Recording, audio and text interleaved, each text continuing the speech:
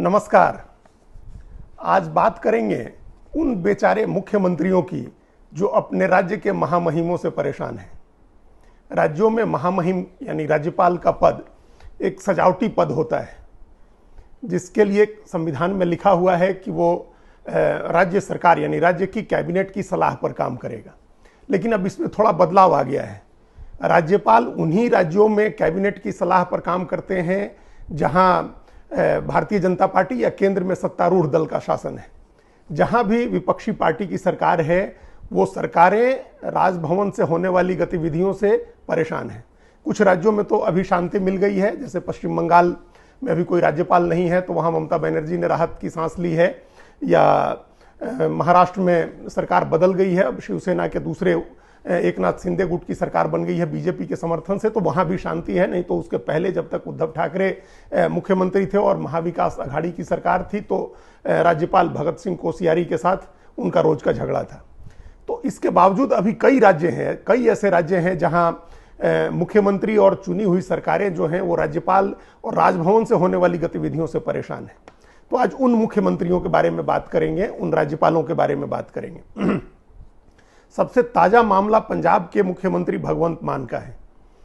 भगवंत मान की सरकार ने, भगवंत मान की कैबिनेट ने एक दिन का एक विशेष सत्र बुलाने का प्रस्ताव राज्यपाल को भेजा था। उन्होंने 22 सितंबर के लिए एक प्रस्ताव भेजा था कि 22 सितंबर को एक दिन का विशेष सत्र बुलाना है और उनको बहुमत साबित करना है।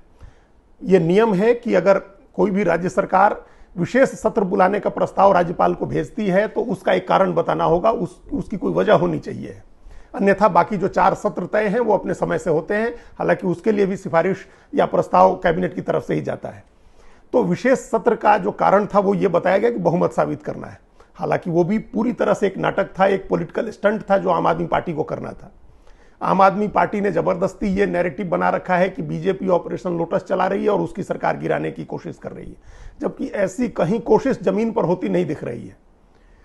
पंजाब विधानसभा की 117 सदस्यों की विधानसभा है पंजाब के, जिसमें 92 सदस्य आम आदमी पार्टी के साथ हैं।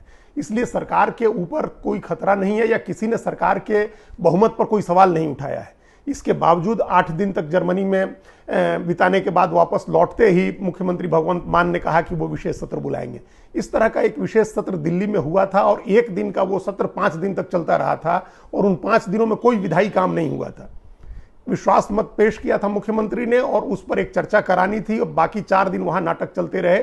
विधायक कभी विधानसभा के अंदर धरने पर बैठ रहे हैं, कभी बाहर विधानसभा के परिसर में धरने पर बैठ रहे हैं। तो उसी किस्म का कोई नाटक पंजाब में होना था, वो एक पॉलिटिकल स्टंट था। इसके बावजूद राज्यपाल को मानना चाहिए है, ये उनका संवैधानिक दायित्व था कि अगर सरकार ने कोई प्रस्ताव भेजा है तो उस प्रस्ताव को स्वीकार करें। उन्होंने स्वीकार भी कर लिया था। 22 सितंबर को विशेष सत्र की मंजूरी भी दे दी गई थी, लेकिन अचानक वो मंजूरी रद्द कर दी गई। अब सरकार ने प्रॉपर 2 दिन का एक सत्र बुलाने का प्रस्ताव भेजा है। तो ये मुख्यमंत्री को जो परेशानी हुई है वहां के राज्यपाल बनवारी लाल पुरोहित से, वो एक पहली घटना ये पंजाब की है। दूसरा और जो सबसे दिलचस्प घटनाक्रम है वो झारखंड में चल रहा है। सबसे ज्यादा परेशानी कहीं है तो वो झारखंड में है। झारखंड के मुख्यमंत्री की विधानसभा से अयोग्यता का मामला चुनाव आयोग में था। मई में एक शिकायत राज्य ने चुनाव आयोग को भेजी गई थी राज्यपाल के जरिए। भारतीय जनता पार्टी की ओर से पूर्व मुख्यमंत्री रघुवर दास की ओर से एक शिकायत की गई थी राज्यपाल को, जिसमें कहा गया था कि मुख्यमंत्री ने पद पर रहते हुए अपने नाम से खदान का पट्टा आवंटित किया है, लीज कराया है माइंस का। उसको लेकर के ये कहा गया कि लाभ के पद का मामला बनता है और मुख्यमंत्री की इसकी जांच होनी चाहिए और मुख्यमंत्री की सदस्यता जानी चाहिए।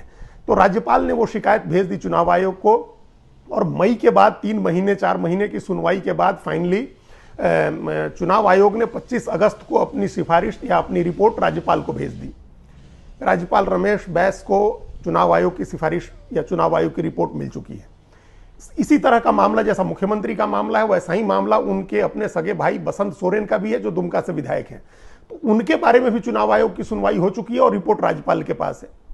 जब राज्यपाल ने कई दिनों तक उस पर फैसला नहीं किया तो 2 सितंबर को यूपीए का जो एक प्रतिनिधिमंडल है, जो वहां राज्य में सत्तारूढ़ गठबंधन है, झारखंड मुक्ति मोर्चा, कांग्रेस और राष्ट्रीय जनता दल के नेताओं का एक प्रतिनिधिमंडल 2 सितंबर को राज्यपाल से मिला।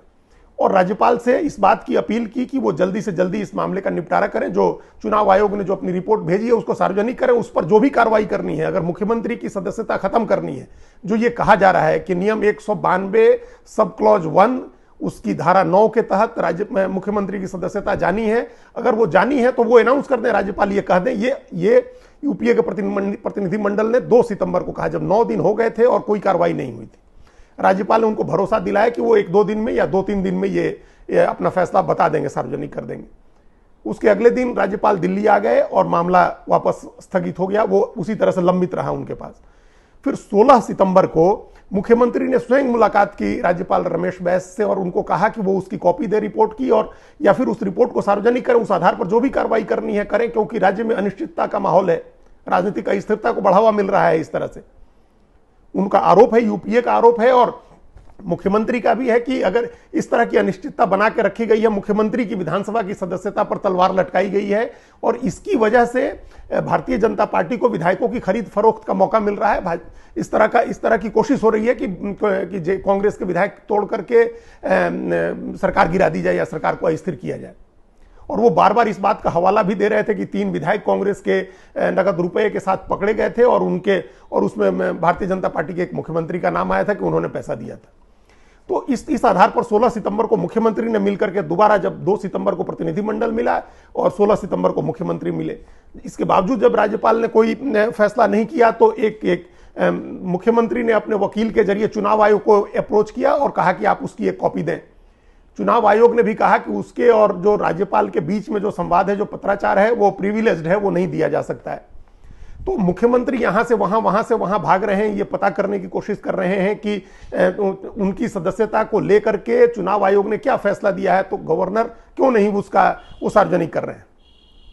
और इस वजह से राज्य में जबरदस्त अनिश्चितता बनी हुई है। सरकार के कामकाज ठप हैं, विधायकों के बीच में विधायकों की घेराबंदी कभी इधर हो रही है, कभी उधर हो रही है, तो इस अनिश्चितता है। अब राज्यपाल का काम ऐसी अनिश्चितता को बढ़ावा देना नहीं होता है। राज्यपाल की जिम्मेदारी है कि ऐसी कोई अनिश्चितता हो तो उसको खत्म करना, कोई अस्थिरता न हो, राजनीतिक अस्थिरता की स्थिति न बने, ये जिम्मेदारी होती है राज्यपाल की। लेकिन यहां राज्यपाल वो रिपोर्ट लेकर के बैठे हुए हैं चुनाव आयोग की, इसकी वजह से अनिश्चितता है, राज्यपाल उसको सार्वजनिक नहीं कर रहे हैं। अब ये समझ में नहीं आने वाली बात है कि क्यों नहीं सार्वजनिक कर रहे हैं, उससे क्या हासिल होना है, क्या उसके पीछे की रणनीति है। यह सही है कि राज्यपाल के ऊपर समय की कोई बाध्यता नहीं होती है, उसको कोई इस बात की जिम्मेदारी नहीं है कि वो 1 महीने में करे, 1 दिन में करे या 1 साल 1.5 साल तक लटका करके रखे। याद कीजिए कैसे इस तरह का घटनाक्रम महाराष्ट्र में हुआ था। जब उद्धव ठाकरे की सरकार थी, उनकी सरकार ने नवंबर 2020 में विधान परिषद के लिए 12 सदस्यों के नाम भेजे थे। गठबंधन में शामिल तीनों पार्टियों, शिवसेना, एनसीपी और कांग्रेस के 4-4 नेताओं के नाम थे और 12 लोगों की सिफारिश भेजी गई थी राज्यपाल भगत सिंह कोश्यारी के पास विधान परिषद में नॉमिनेशन के लिए, मनोनयन की श्रेणी में। और राज्यपाल 1.5 साल तक उस लिस्ट को अपने पास रखे रहे, उन्होंने फैसला नहीं किया। यहां तक कि हाईकोर्ट ने बेहद ऐसी टिप्पणी की थी जो बुरी लगनी चाहिए थी राज्यपाल को। उसने कहा, हाईकोर्ट ने, कि हम कोई उनको निर्देश नहीं दे सकते हैं या उनके जजमेंट पर सवाल नहीं उठा सकते हैं, लेकिन संवैधानिक पदों पर बैठे लोगों को इस बात का ध्यान रखना चाहिए। इसके बावजूद राज्यपाल ने उस लिस्ट को मंजूरी नहीं दी, सिर्फ इस ग्राउंड पर कि उसके लिए कोई बाध्यता नहीं है समय की, वो जितने समय चाहे रोक सकता है। और अब जैसे ही वहां नई सरकार बनी है एकनाथ शिंदे वाली, उन लोगों ने नाम वापस ले लिया। और हैरानी नहीं होगी कि अगर नई सरकार 12 नाम भेजे और 24 घंटे के भीतर गवर्नर उसको एक्सेप्ट कर ले। तो इस तरह की राजनीति होती है राजभवन से, ये बड़ी विचलित करने वाली और बड़ी संविधान सम्मत नहीं होती है। कम से कम जो परंपरा है उस परंपरा के मुताबिक नहीं होती है। ऐसा ही काम, इसी आधार पर ऐसा ही काम झारखंड में हो रहा है और वहां इसकी वजह से अनिश्चितता बढ़ रही है। दिल्ली में एक अलग किस्म का है मामला। यहां के उपराज्यपाल से मुख्यमंत्री का झगड़ा अस्थायी हो गया है। हर दिन यहां के मुख्यमंत्री का और उपराज्यपाल का झगड़ा होता है। और उपराज्यपाल भी, जो अभी नए उपराज्यपाल आए हैं, इसके पहले तो प्रशासनिक सेवा के लोग उपराज्यपाल होते थे, आईएएस आईपीएस लोग होते थे, तो उनका काम करने का एक तरीका होता था, उनके साथ भी एक टकराव होता था, लेकिन उनका फिर भी एक तरीका होता था। अब जो नए उपराज्यपाल आए हैं, ये किसी प्रशासनिक पृष्ठभूमि के नहीं है, ये गैर सरकारी संगठन चलाने वाले व्यक्ति हैं। अब इनकी वजह से जो संकट दिल्ली में है, हालांकि वो उसको संकट क्या कहें, वो दिल्ली की जो सरकार है, जो सत्तारूढ़ दल है, वो भी अपने राजनीतिक फायदे के लिए उसका इस्तेमाल कर रही है। लेकिन इस चक्कर में आम लोगों को परेशानी हो रही है और वो निश्चित रूप से उसकी वजह से जो संवैधानिक व्यवस्था है वो भी प्रभावित हो रही है। अब जैसे इसकी मिसाल देखिए कि उपराज्यपाल ने नई शराब नीति में सीबीआई जांच के लिए लिख दिया और सीबीआई की जांच हो गई। सीबीआई ने छापा मार दिया 19 अगस्त को और 1 महीने से ज्यादा हो गए। अभी तक मनीष सिसोदिया के यहाँ 19 अगस्त को छापा पड़ा था और 1 महीने से ज्यादा हो जाने के बाद अभी तक सीबीआई ने उनको सम्मन तक नहीं किया है, उनको पूछताछ के लिए बुलाया तक नहीं है। फिर ऐसी कार्रवाई का क्या मतलब है? तभी आम आदमी पार्टी रोज चुनौती दे रही है कि हमको गिरफ्तार करके दिखाओ मनीष सिसोदिया को। इसी तरह से अभी उपराज्यपाल ने बसों की खरीद में कथित घोटाले की सीबीआई जांच लिख दी। अब वो बस खरीदी ही नहीं गई है, उसका सिर्फ टेंडर जारी हुआ था, लेकिन बस खरीदी नहीं गई और उसके खरीद में घोटाला हो गया और उसकी जांच लिख दी उपराज्यपाल ने। इसके बदले में इसके आरोप के जवाब में आम आदमी पार्टी ने उपराज्यपाल के ऊपर 1400 करोड़ के घोटाले का आरोप लगा दिया। तो ये रोज का ड्रामा नाटक ये दिल्ली में चल रहा है, राजभवन से लेकर के मुख्यमंत्री आवास तक। केरल के मुख्यमंत्री का जिस दिन से केरल में आरिफ मोहम्मद खान राज्यपाल बन के गए हैं उस दिन से उनका टकराव चल रहा है। पहले संशोधित नागरिकता कानून जो है उसको लेकर के विवाद हुआ। राज्यपाल आरिफ मोहम्मद खान ने आरोप लगाया कि हिस्ट्री कांग्रेस के समारोह में उनको बोलने नहीं दिया गया, उनकी माइक छीन ली गई है, उनके साथ धक्का मुक्की हुई, उनको बोलने से रोका गया। उस समय तक उन्होंने आरोप मशहूर इतिहासकार इरफान हबीब पर लगाया था। अब उनका कहना है कि उस पूरी घटना के पीछे के रागेश थे, जो उस समय सीपीएम के एमपी थे। अब के रागेश मुख्यमंत्री के प्राइवेट सेक्रेटरी हैं। तो अब राज्यपाल आरिफ मोहम्मद खान ने के रागेश के ऊपर आरोप लगाया कि उन्होंने उस घटना को डिजाइन किया था, उनके साथ बदतमीजी हुई थी मंच के ऊपर। अब ये एक चीज है। इस तरह के कई विवाद हुए और विवाद इतना बढ़ा कि राज्यपाल ने 11 ऑर्डिनेंस जो पास किए थे, विधानसभा ने, राज्य सरकार ने जो पास किए थे, कैबिनेट ने जिनको मंजूरी दी थी, ऐसे 11 ऑर्डिनेंस राज्यपाल ने रोक दिए और 11 ऑर्डिनेंस लैप्स हो गए। अब सोचो उसकी वजह से कैसी कानूनी और कानून व्यवस्था की कैसी स्थिति, संवैधानिक स्थिति पैदा हुई होगी वहां। इसी तरह से वहां सरकार ने एक फैसला किया कि जो मंत्रियों के निजी स्टाफ हैं अगर 2 साल से ज्यादा रहते हैं तो उनको पेंशन देंगे। राज्यपाल ने इस पर आपत्ति कर दी। इसके जवाब में राज्यपाल के यहाँ एक एपीएस अपॉइंट हुए थे, उनको बीजेपी का आदमी बता करके सरकार के लोगों ने उस पर आपत्ति कर दी। इसी तरह से सरकार ने कानून बना करके विश्वविद्यालयों में कुलपति की नियुक्ति में अधिकार कम कर दिए राज्यपाल के। यहां तक कि विधानसभा में राज्यपाल का जो अभिभाषण होता है उसके कंटेंट को लेकर के भी राज्यपाल की तरफ से आपत्ति की गई। हालांकि उन्होंने पढ़ा उसको, लेकिन आपत्ति जता करके पढ़ा। तो वहां लगभग रोज सरकार और राज्यपाल का टकराव हो रहा है। बिल्कुल इसी तरह का मामला तमिलनाडु का है। तमिलनाडु में गवर्नर आर एन रवि के साथ रोज का झगड़ा है सरकार का। तमिलनाडु की सरकार ने नीट जो परीक्षा होती है जिसके थ्रू मेडिकल में दाखिले होते हैं बच्चों को, उसका विरोध किया। वहां अपना एक सिस्टम है और बहुत ही अच्छा सिस्टम काम करता है वहां मेडिकल में दाखिले का। जब ये नीट का सिस्टम पूरे देश में लागू हुआ उसका विरोध किया वहां की सरकार ने और वहां विधानसभा से एक प्रस्ताव पास करके भेजा गया जिसको वापस कर दिया राज्यपाल ने।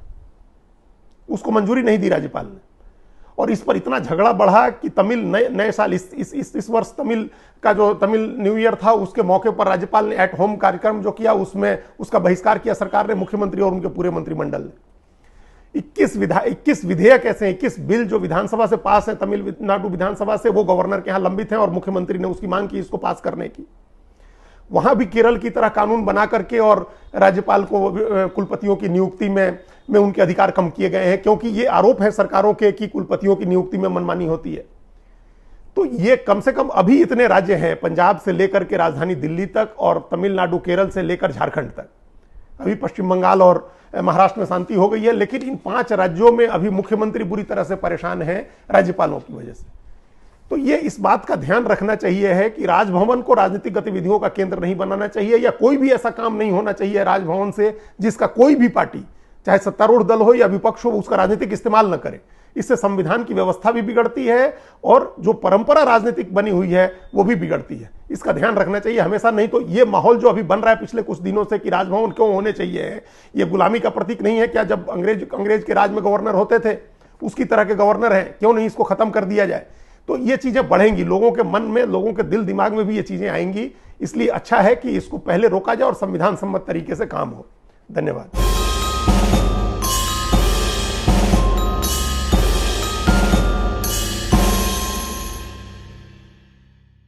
कृपया हमारे चैनल के साथ जुड़िए, लाइक कीजिए, सब्सक्राइब कीजिए, बेल आइकॉन जरूर दबाइए।